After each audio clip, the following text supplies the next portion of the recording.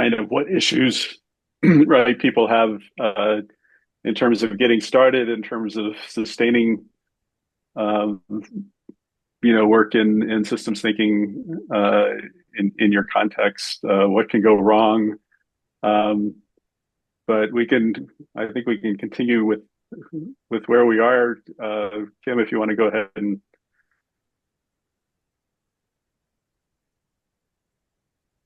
you're on mute, Kim. Sorry. Okay, so my question for Emil is, I'm really intrigued by the authenticity of the final assignment of having them write to a legislator. However, I'm wondering whether it is realistic or whether they will recognize that it is not realistic to make seriously systems-based arguments in a letter to a legislature. For example, take sort of an n-member case where, they say, look, we made this systems dynamics model, and here's the diagram of our model. And if you look up in the upper right-hand corner, you can see that there's no way that, intervention A is going to work, but intervention B would work really well. And therefore, you ought to favor intervention A over intervention B in your crafting of legislation. So, they may feel realistically like a systems-based line of argument is not going to be persuasive with the audience that you've asked them to address. That that's a good point. But I think again, that came from the teachers, and the teachers thought I think also because Wyoming is rather small, and there's kind of some very I won't say very, but there's somewhat intimate connection between the legislators Yep. and and the community in those small towns and in Wyoming. Like something that is told about Wyoming is it's a small town with long roads. Yep. Okay. Yep. So I think that's why teachers went with that. Yep. And perhaps that won't be persuasive. And perhaps it's also part of I would say part of the lesson that there's a difference between what is persuasive and what is perhaps good argumentation Yeah. I and think good it's a logic. great assignment. You should absolutely try it. You shouldn't self-censor it on the basis that it might not be persuasive, especially if Yeah. the teachers were advocating for that assignment. And wait and see what responses the real world delivers to you before you know, conclude that it's great or not going to work. So go to it. More power to Yeah. you. Thanks.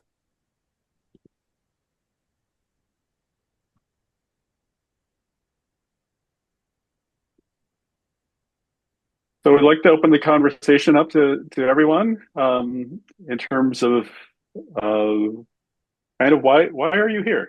What are you looking for from the symposium? Are you looking for help getting started? Are you looking for ideas about applications to use with students? Problems you're encountering? Just curious what people are up against and what drew you to the symposium.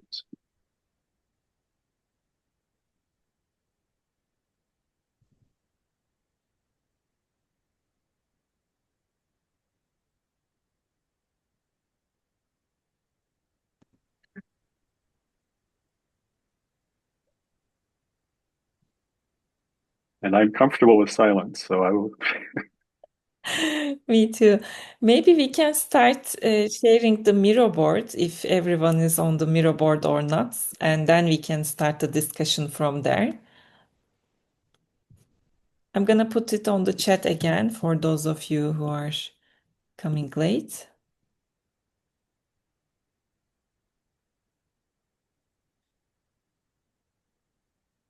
I can see the board, but I have no idea what we're being invited to do with it. Okay, let's go through it together and then we can continue with the discussion. So when you log into Miro board, take me to the start. Here's the start part. I think you can see my screen. So it's like the virtual gallery we put together. It includes systems thinking in the classroom documents for different grade levels and different organizations' links if you want to access them. And there are some introductory workshops that you can go. If you click on the arrows, it brings you to the place that you can go. Let's go to the university research part as we are in this group. So this is the space you can zoom in by using two fingers. I'm using Mac, so I'm just using that. If you have difficulty moving around in Miro board, you can use the blue arrow on the left side and make sure that it is on blue, because if it is gray, it helps you move like this. If it is blue, it lets you zoom in using your cursor. Um, So I can see some people put blue dots here. That's great, so that you can navigate. I can see 24 people are on Miro board, but maybe in other sections as well. So is there anyone who needs help accessing the Miro board?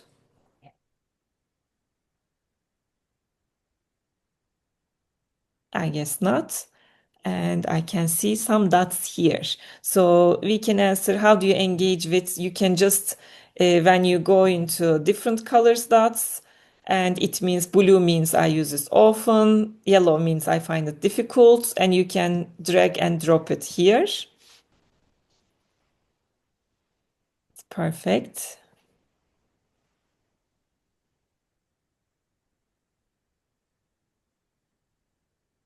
I'm just waiting for people to fill it out.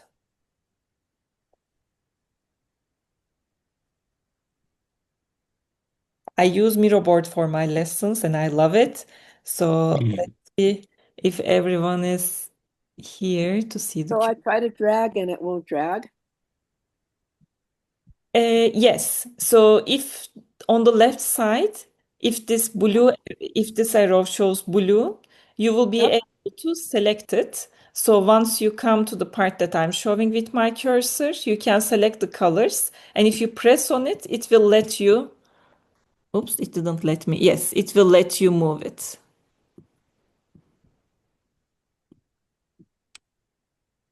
Did it work? No. Oh, wait a minute. No, it just grabs the whole screen and moves it.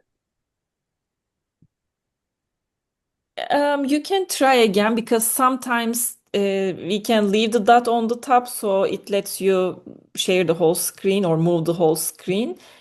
But it looks like I can do it. And I moved one of the green bars, and I'm gonna put some here. So in case you have difficulty taking it from the place, you can move the colors from the. So the blue arrow is blue, but when I go to and try to drag, nothing drags. It doesn't drag. I can help you. Tell me what to do and I'll do it for you. Okay. So I was trying to say, yes, I engage with behavior over time graphs. I'm trying to put a blue button in that bar chart, behavior Okay. over time graphs. I put one for you. Anything else?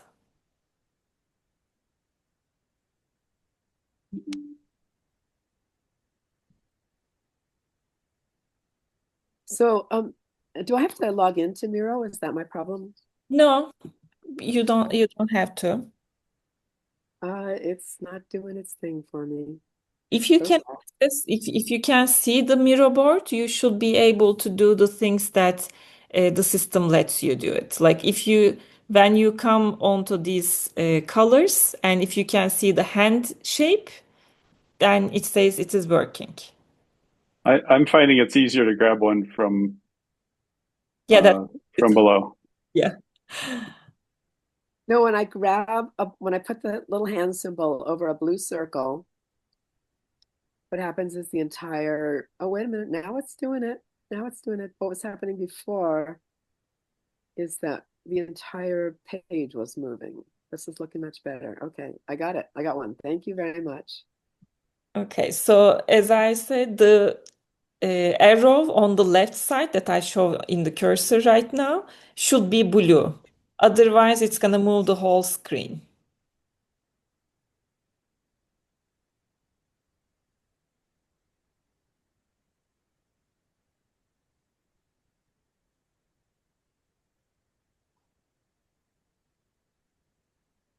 Also here you can see some of the resources, some of the books and articles that if you want, we can have some discussion about.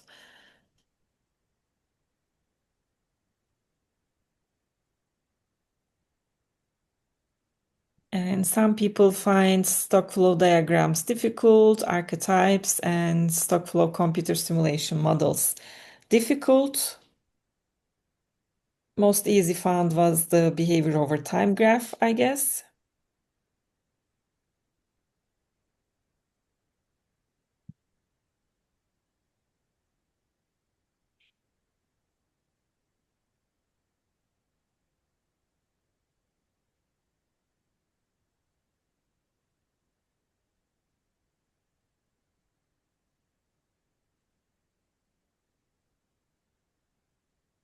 Perfect. Is there anyone who wants to share their experience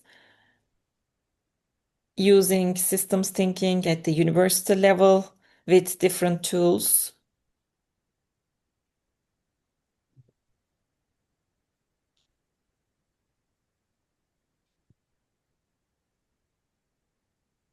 Okay, go ahead. I'm gonna stop my screen. Yes.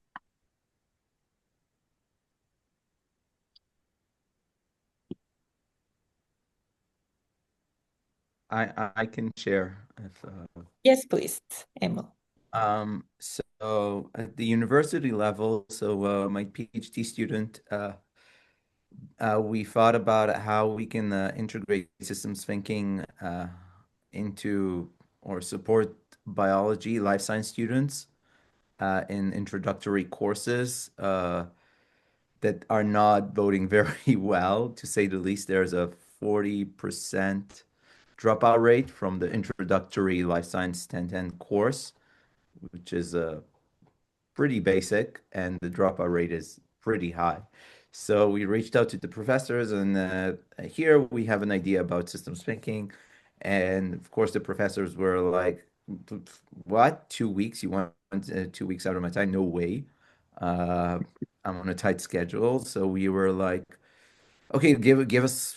Let's try one lesson." And in this one lesson of 15 minutes, students um, were doing like concept maps, uh, and we were kind of encouraging them think about defining the elements of the systems, think about the relationships, and so on and so forth.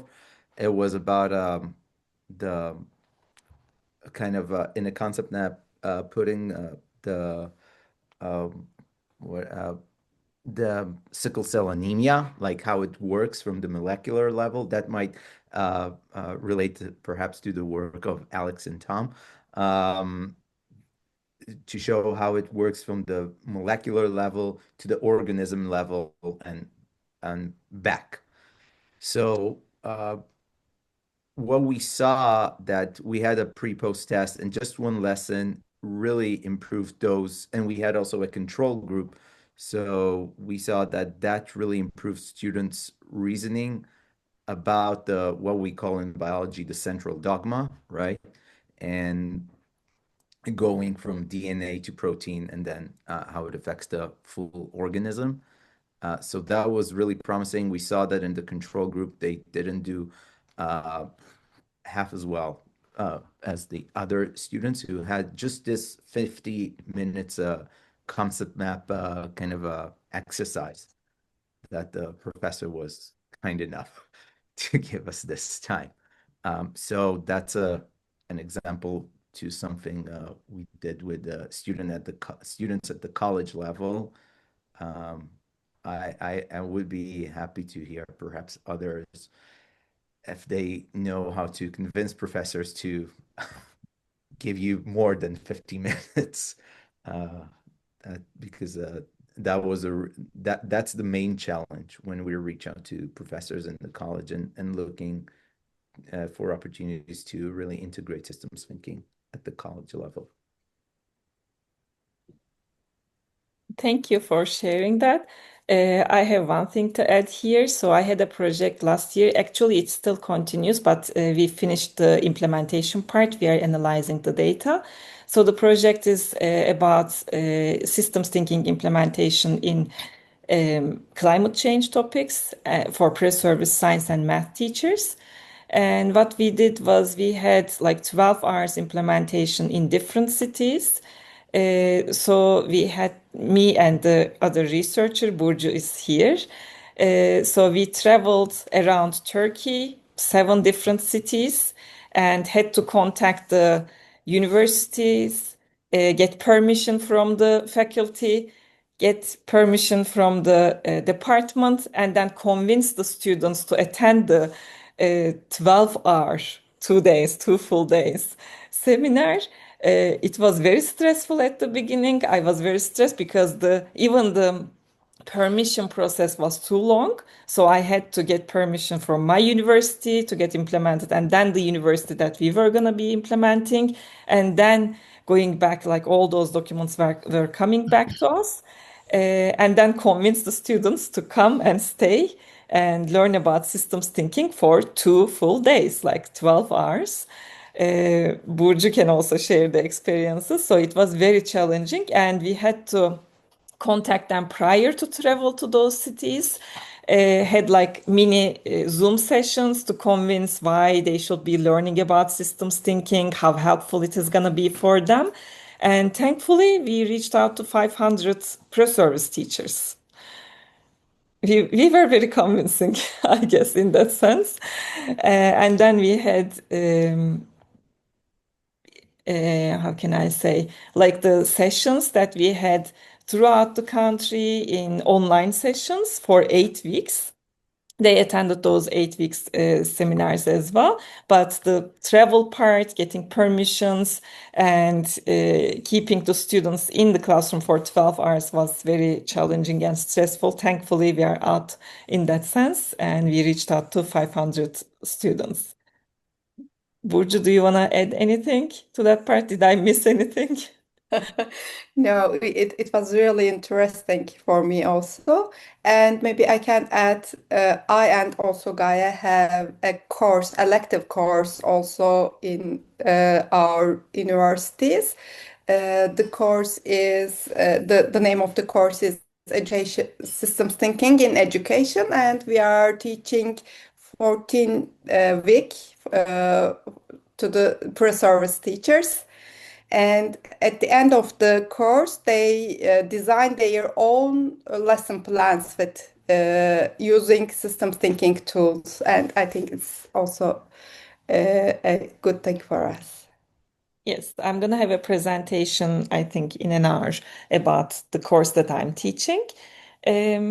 So, Megan, I think you raised your hand first. Yeah, thanks. It's so great to hear what everyone's doing. I'm a PhD student at the University of New Mexico, and I, with several faculty, developed a planetary health course. So within that context, the Planetary Health Alliance has a framework where one of their domains is systems thinking. So when I saw their framework, I got excited about thinking about systems thinking and problem solving, and I was totally new. So I was having to learn about the basics of systems thinking, and then so within the course where some the faculty are more oriented towards the public health information and all of that. And also we have community and regional planning people involved. But I run the systems thinking project and follow probably what a lot of you do with introducing the iceberg and then walking through. The students choose a local issue that's connected to planetary health, and they do their research, they do their causal loop diagramming, and then they create an executive summary, which has suggestions about leverage points for change. So. Perfect. Thank you for sharing. Don, did you raise your hand first or Jeff? Let's go to Jeff first. Yeah. Well, what I wanted to share was I operate predominantly in the higher ed space, but because I'm a meddlesome parent, I'm also working in the K-12 space. And what I find to be really interesting are a couple of things. One is kids get this stuff so much faster than adults do. And the other real challenge that I've seen and encountered is adults are far more resistant to try to look for ways to incorporate and integrate systems ideas into pre-existing curriculum. And to me, that's where we've got to really figure this out because the perception I'm running into, and I'm working with some K-12 online educators right now who they want to see a class. And I'm going, no, no, no, no. This is not how this works. And I actually took some of my daughter's classes and pulled a lesson and then ran it through some things. By the way, Gemini is a fabulous tool for helping with that. And it integrated systems concepts into even algebra. And we did something on financial management, stocks and flows. I mean, it works. And so that's the challenge I've always taken on whenever I'm teaching this stuff. I taught MBA students forever, and I'm now working with doctoral students. And the thing I find to be so helpful is help them figure out how to connect it, link it, and integrate it with what they already know. Because what I get as a predominant mental model from a lot of educators, I'm trying to push into being more open to this, is they want to view this as one more thing to stack on top of all the other crap that education policy demands. And I think that's where we run into the problems or the challenges is it's integration, not addition. And I don't know, Emil, I'm going to put Emil on the spot. I shared a piece with him that if he says go for it, I will share it with everybody here that I put together to work with some K-12 educators to begin to shift, here's that word, mental models of how we got to think about this. Please do. Emil, you want to say anything before I jump in? So, I was going to share two things. So one, I was hoping that Erin Harvey would join our networking lounge. She teaches at Humber College in Toronto. So just thinking about difficulties people have had uh, going across disciplines, right? Getting into the other courses and whatnot. There, Humber took a very different approach that it actually came from the top. So they had the dean of students uh, pulled together a cross-disciplinary panel about how are we going to promote systems thinking across the Humber College campus, right? And I think that was a really effective way of doing it. That when you have that kind of institutional leverage behind what you're trying to do, it really eases kind of the introduction and the other issue of how do you build enough momentum across all of the courses that this gets reinforced everywhere, which I know is something that Gaia has mentioned before. Difficulties with that. The other thing I was going to suggest is taking some lessons from the early grades in terms of how you introduce these tools, in terms of finding the examples. And I think, Jeff, you were maybe alluding to this, finding the examples that really hit home to their everyday kind of experiences, and just one that might help, like with so for like Emil, right? All of your students in Wyoming know how to drive. So there's a very simple stock flow model that has two stocks that you have indicators on your dashboard, right? There's your odometer, how many miles have you driven, and there's your gas gauge. And there's a feedback loop between the two, right? And it pulls in the things that are very personal in that you've got a goal to go somewhere, right? You've got constraints, you've got these regulating, we could actually make this actually another feedback loop, a balancing feedback loop. right? That you've got speed limits. Maybe you don't pay attention to them in Wyoming because you've got long distances, but and then you've got decisions to make about when do I stop and fill up my gas tank, right? And right, that becomes a very contextual problem, right?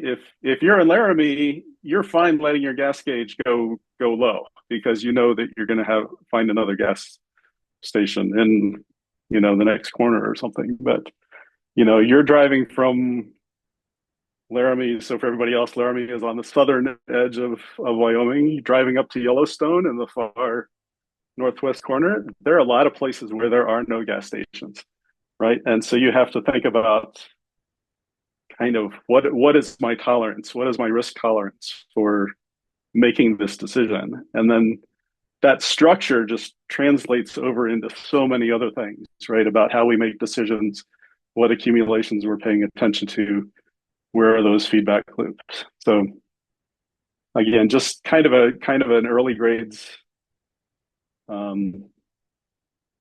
kind of philosophy, right? Of bringing this home, right? And the things that people experience every day, just to get a sense of what it is that we're trying to talk about.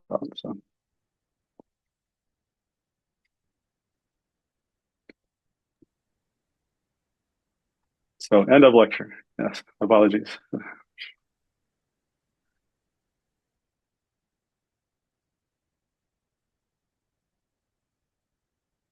Don, it takes a really long extension cord in Wyoming. Yes.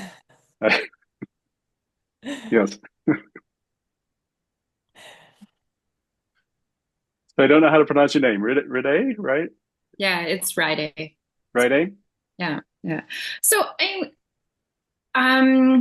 it's funny because we always talk about that iceberg, but underneath a lot of this, because we're talking about change, right? Underneath a lot of this seems to be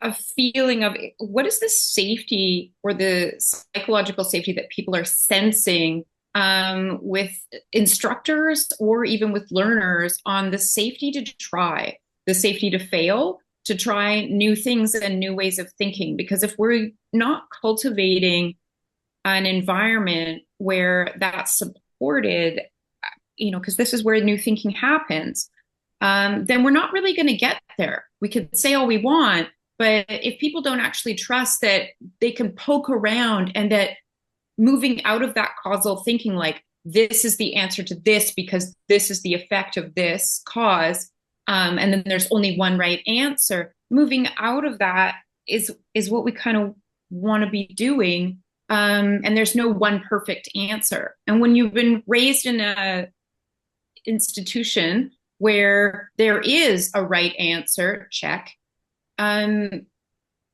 are we really cultivating the safety to open up those possibilities? And then also, what's even the perceived value at this point of systems thinking? Is there a perceived value? Do they even know enough that there is value to it? Because that safety to fail, safety to try impacts the perceived value of that thinking and back and forth. So I want to know what people are, is there anything you're putting into place? Does anyone have any ideas about what to put in place, how to even approach this when we're communicating that we want to research these things, that we want to start initiatives in these areas, or that we even want to start thinking in these areas?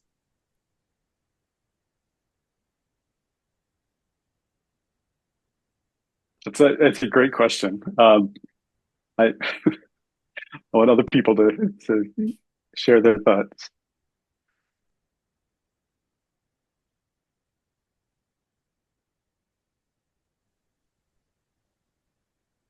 I can share that with the teachers I've been working with. It was always a struggle because they build a target model and they perceive it as this is the right question like that's the right model that the students need to.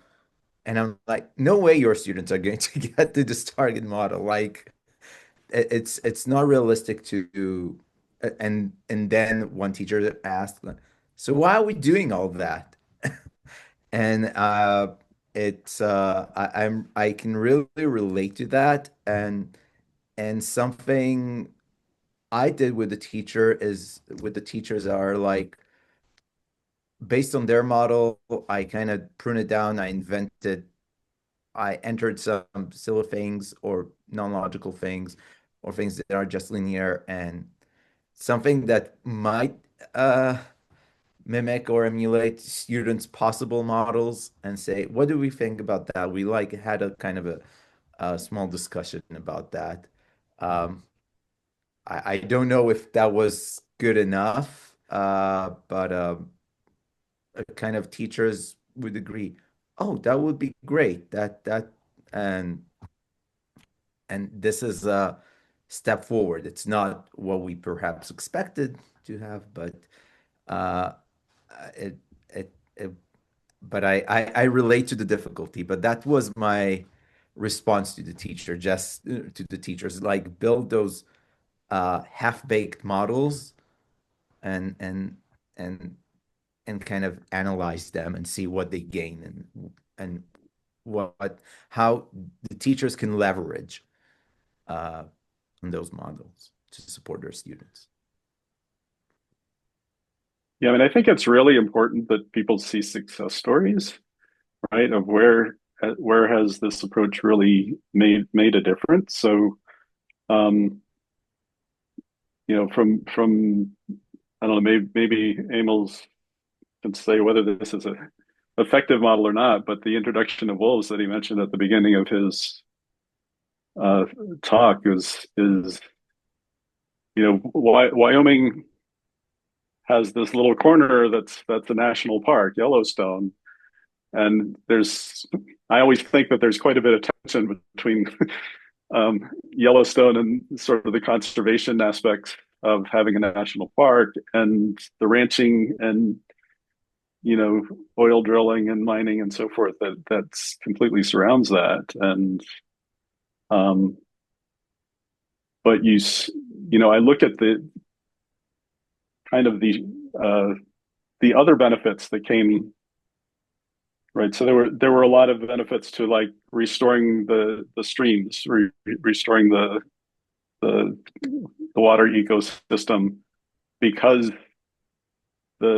the overpopulation of like elk was really causing. I don't know the details of this. Only if you want to speak more to it, right? And that these things that you don't see that they're connection until you actually start, um, building that complexity map, if you will. So. Yeah, and that's still it's a very that's a good example like for perhaps teachers finding themselves science teachers at least in Wyoming finding themselves between a rock and a hard place when they try to explain students about all those complexities uh, and on the other hand they kind of get a pushback from parents from superintendents about actually even teaching those kinds of stuff. Uh, and actually integrating systems thinking per se to the science classroom. Uh, yeah. Okay. Yes, I can add something here, and I agree with Jeff's question. What is success? How about learning stories? I like that question. So it is good to start from students' mental models. That's the goal here from systems thinking perspective. But our educational system, I'm talking from Turkey perspective, but I think it is like global.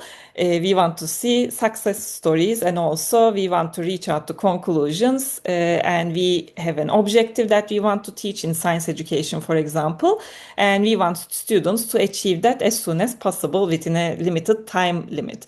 So it is difficult to manage these time limitations, like restrictions coming from the administration, maybe the curriculum limitations. There are several limitations that limit the teacher to reveal mental models of students and then start from that point, have students develop their mental models, finding the connections, finding the relationships, and see if there are uh, there is no wrong model. There are models that can be developed and that can be represented better in order to simulate the real world. So we can start from there as teachers, but first teachers need to start changing their mental models to be open to making mistakes, seeing the mistakes, and also making the connection with those correct ones to shift the students' mental models in a better way and in a very complicated way, for example.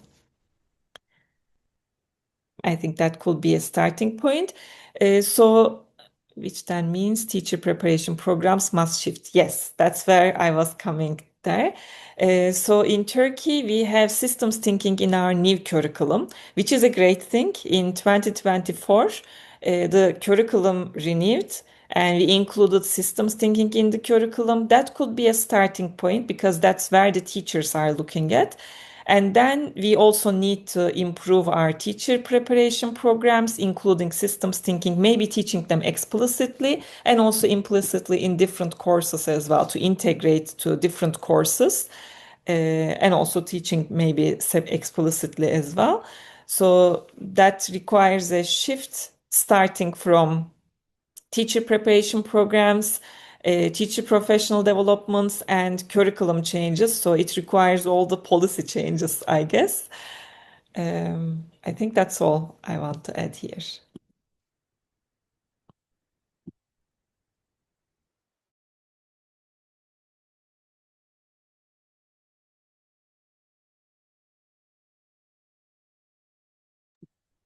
Any other ideas?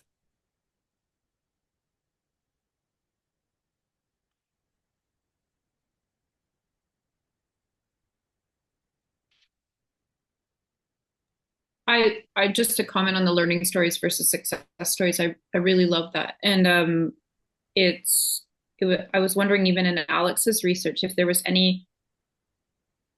any ways or if there's any efforts or attempts to go beyond documenting that the learners attempted to start to explain. Maybe they didn't get all the way there, but then a lot of times learners will stop, or a person would just stop explaining something when they're not able to articulate it, or the thought only sits there half baked, but they're sensing and they're grasping. And so I wonder if there's a way to even measure that movement, because that's really progress in a learner to start thinking along the edges and playing with and experimenting along those edges. So, and that's part of that learner.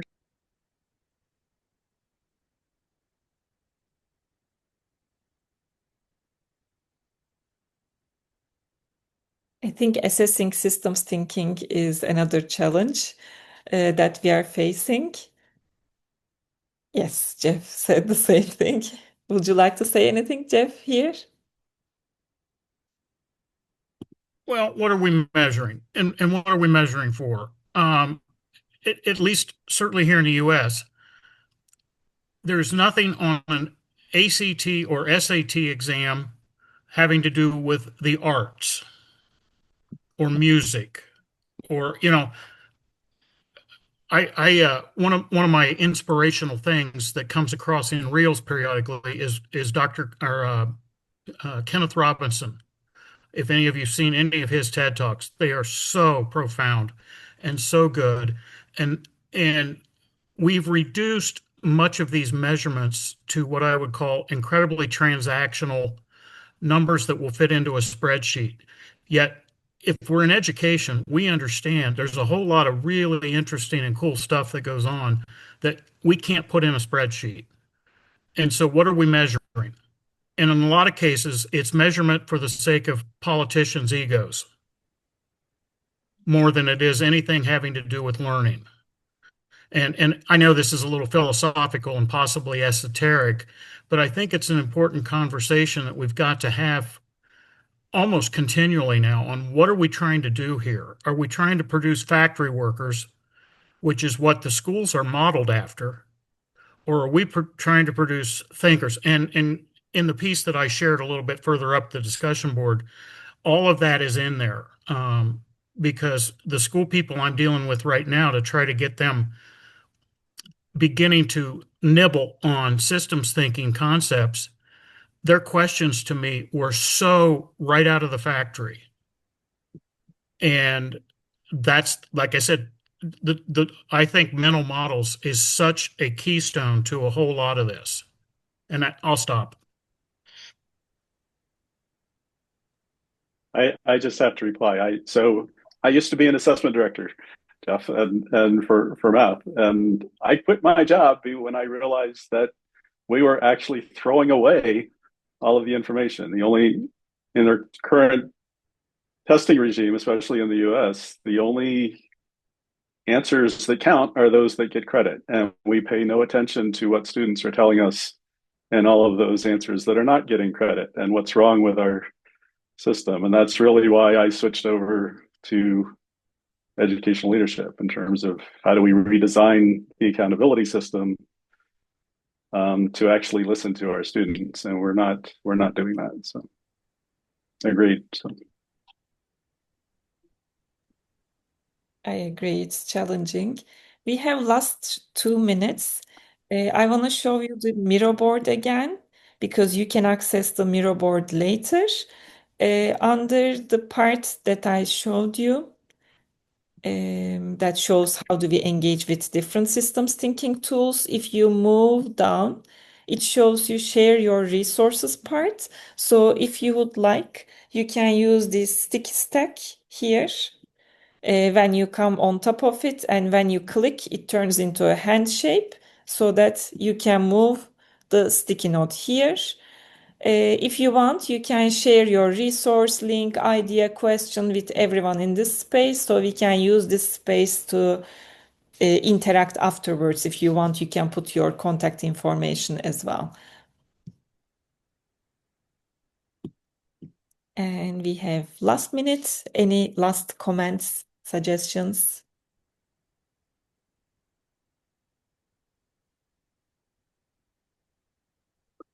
Yeah, so let's all leave the breakout room and go back to the main room for Cyrus's plenary session. It's great talking, and we'll be back in an hour, I think. So Yes. Half an good. hour. Yes, half an hour. Half an hour. Thank you. See you.